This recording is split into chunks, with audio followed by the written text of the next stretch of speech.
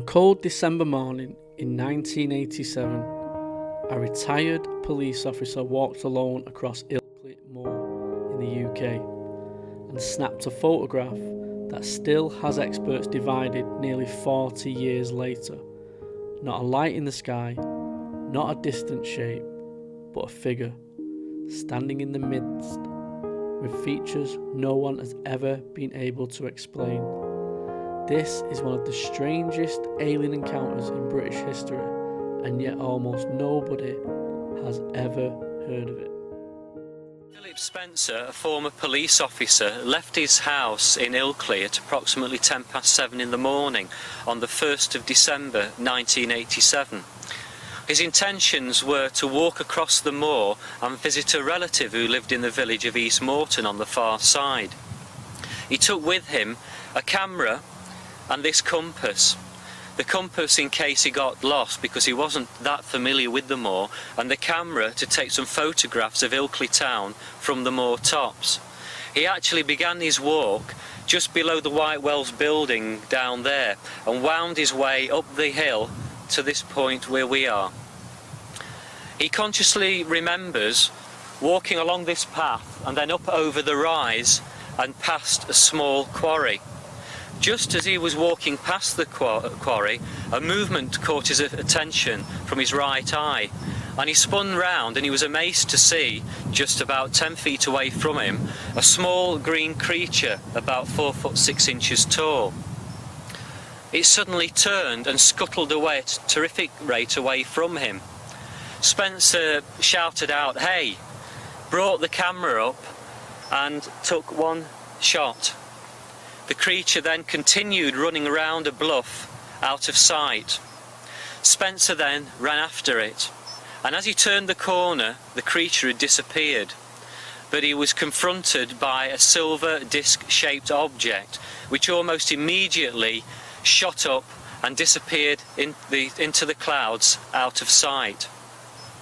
Instead of continuing his journey, he decided to retrace his steps and go back down into Ilkley. And a further surprise awaited him there, because he discovered that the streets were full of shoppers. The shops were all open, and he couldn't understand this because to him it should have been about just after 8 o'clock in the morning. And yet when he looked at the clock on the church tower, he discovered it was now 10 a.m. We showed his photo to experts. Well, it's a very interesting picture. My impression is that it made my blood pump. You know, when you see a picture like that, of course I'm exposed to pictures like this all the time, UFO craft and occasionally photographs of beings, but something about it seems right about it when I first looked at it. Of course, there was the skepticism that always goes along with it, because as a scientist, I'm to rule out photographs that would have some aspect of a hoax. It doesn't seem like it's a hoax. It seems that it is what the witness reported. We heard about it from the chap himself phoning me, inviting us to go up there to show us a photograph he'd taken of this creature.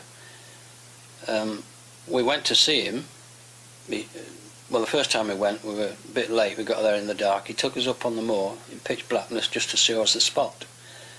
And then we went up again. We took Peter Huff with us this time. We did an interview, half-hour interview on tape. And then we suggested that, you know, he had this missing time period. We suggested that we could do a hypnotic regression for him if we could find something to do it, and if he agreed to it. At first he was a bit worried about hypnotism, but we reassured him, and after another week he agreed that he would like to be regressed under hypnosis. So we brought him here to my house, together with the Dr. Singleton. They met on a Wednesday and they had a preliminary discussion. They agreed to do the session at the weekend, on the Saturday, which then took place, which explained all the missing time period that the witness had about meeting these green creatures and being taken in the craft and shown various moving pictures. And it also explained his compass being reversed. It had been in a strong magnetic field, which apparently connected with the craft. As far as the case itself is concerned, I'm 100% sure that it's genuine. Hypnosis was carried out by a clinical psychologist, and we discovered that in fact the story did not begin with the taking of the photograph. It began at this point here, just a few yards from where we're standing. It was at this point where he noticed the small creature coming down the hill towards him.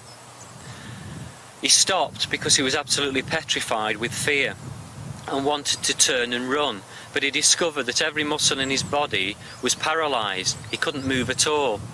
The creature then turned round and started going back up the hill, and he discovered, to his horror, that he was actually following it, but he wasn't walking. He was now levitated a few inches above the ground, similar to a balloon being tethered by a piece of string. He was pulled up the hill, over the brow of the hill, and into the small quarry at the other side.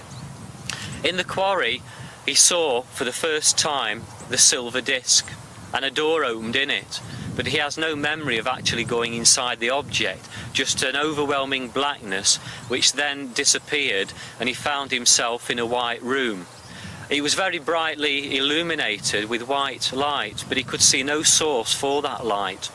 He heard a voice in his head telling him not to be afraid and ordering him to lie down on a table which was in the room. This he did, and he found he couldn't move, and he was surrounded by 4 or 5 of the green creatures.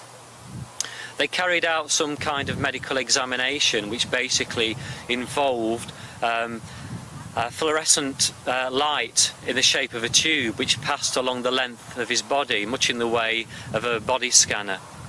He was then told he could get off the table and given a conducted tour of the object.